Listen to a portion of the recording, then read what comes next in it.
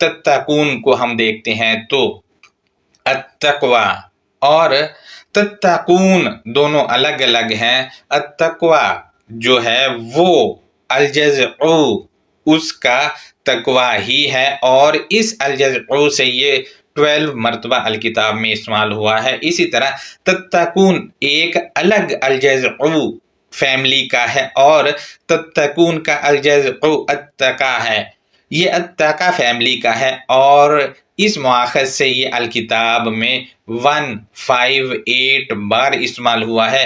ویسے بھی ہم دیکھتے ہیں تو التقوی کے واو پر کھڑا زبر ہے، اور تتقون جو ہے یہ آپ کے سامنے ہے، اس کے واو پر جزم ہے اور واو پر کھڑا زبر نہیں ہے، لہٰذا اس کے معنی جو ہیں وہ ہے جڑنا، تم جڑتے ہو، تم بھروسہ رکھتے ہو۔ اس کے مزید ہم معنی دیکھتے ہیں تو تم محتاط